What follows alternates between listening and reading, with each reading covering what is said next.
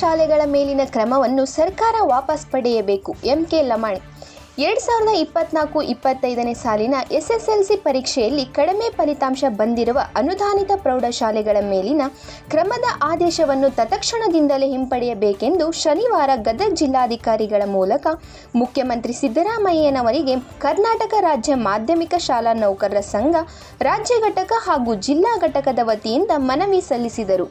ಈ ವೇಳೆ ಮಾಧ್ಯಮಿಕ ಶಾಲಾ ನೌಕರರ ಸಂಘದ ಜಿಲ್ಲಾಧ್ಯಕ್ಷ ಎಂಕೆ ಲಮಾಣಿ ಮಾತನಾಡುತ್ತಾ, ಖಾಸಗಿ ಶಿಕ್ಷಣ ಸಂಸ್ಥೆಗಳಿಗೆ ಸರ್ಕಾರವು ಬೇರೆ ಬೇರೆ ಆದೇಶಗಳನ್ನು ಹೊರಡಿಸುವುದರಿಂದ ಖಾಸಗಿ ಶಿಕ್ಷಣ ಸಂಸ್ಥೆಗಳು ಮುಚ್ಚುವ ಹಂತವನ್ನು ತಲುಪಿವೆ.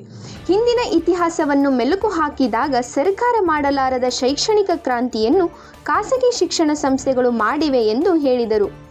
2024-25ನೇ ಸಾಲಿನ SSLC ಪರೀಕ್ಷೆಯಲ್ಲಿ ಕಡಿಮೆ ಫಲಿತಾಂಶ ಬಂದಿರುವ ಅನುದಾನಿತ ಪ್ರೌಢಶಾಲೆಗಳ ಮೇಲಿನ ಕ್ರಮದ ಆದೇಶವನ್ನು ತತ್ಕ್ಷಣದಿಂದ ಹಿಂಪಡೆಯುವ ಕುರಿತು ಹೊರಡಿಸುವುದರಿಂದ ಖಾಸಗಿ ಶಿಕ್ಷಣ ಸಂಸ್ಥೆಗಳನ್ನು ಮುಚ್ಚುವ ಹಂತವನ್ನು ತಲುಪಿವೆ.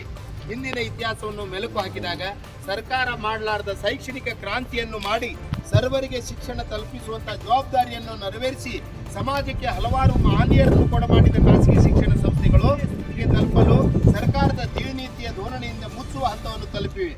ಅದಕ್ಕಾಗಿ ಶಿಕ್ಷಣಕ್ಕೆ ಆದ್ಯತೆ ನೀಡುತ್ತಿರುವ ಸನ್ಮಾನ್ಯ ಶ್ರೀ ಸಿದ್ದರಾಮಯ್ಯ ಮಾನ್ಯ ಮುಖ್ಯಮಂತ್ರಿಗಳು ಶಿಕ್ಷಣದಲ್ಲಿ ಸಮಾನತೆಯನ್ನು ಕಾಯ್ದುಕೊಂಡು ಖಾಸಗಿ ಶಿಕ್ಷಣ ಸಂಸ್ಥೆಗಳ ಶಿಕ್ಷಣ ಇಲಾಖೆ ಮಾಡಿರುವ ಈ ಆದೇಶವನ್ನು ತಕ್ಷಣದಿಂದ ಹಿಂಪಡೆದು ಖಾಸಗಿ ಶಿಕ್ಷಣ ಸಂಸ್ಥೆಗಳಿಗೆ ಶೈಕ್ಷಣಿಕ ವಾತಾವರಣ ನಿರ್ಮಾಣ ಮಾಡಲು ಅವಕಾಶ ಕಲ್ಪಿಸಿಕೊಡುವುದರೊಂದಿಗೆ ಶಿಕ್ಷಣದಲ್ಲಿ ಸಮಾನತೆಯನ್ನು ಕಾಪಾಡಿಕೊಳ್ಳಲು ತಾವು ಇಂತಹ ಆದೇಶವನ್ನು ಆಗದಂತೆ ಶಿಕ್ಷಣ ಇಲಾಖೆಗೆ ಸೂಚನೆಯನ್ನು ನೀಡಿ ಈ ಆದೇಶವನ್ನು ತಕ್ಷಣದಿಂದ ಹಿಂಪಡೆದು ನಮ್ಮ ಮನವಿಗೆ ಸ್ಪಂದಿಸಬೇಕೆಂದು ವಿನಂತಿಸಿಕೊಳ್ಳುತ್ತೇವೆ. ಈ ಸಂದರ್ಭದಲ್ಲಿ ರಾಜ್ಯ ಮಾಧ್ಯಮಿಕ ಶಾಲಾ ನೌಕರರ ಸಂಘದ ಪ್ರಧಾನ ಕಾರ್ಯದರ್ಶಿ GR ಭಟ್, ಜಿಲ್ಲಾ ಪ್ರಧಾನ ಕಾರ್ಯದರ್ಶಿ AS ಪಾಟೀಲ್, ತಾಲೂಕಾ ಅಧ್ಯಕ್ಷ Bhimappa Yaraguppi, PK ನಿಂಗನಗೌಡ್, LH Aralihalli, ZM ಕಾಜಿ, ಮಂಜುನಾಥ್ ತೆಗ್ಗಿನಮನಿ, VC ಗುಳೇದ್ ಹಾಗೂ ಅನೇಕ ಮುಖ್ಯೋಪಾಧ್ಯಾಯರು ಮತ್ತು ಶಿಕ್ಷಕರು ಇದ್ದರು.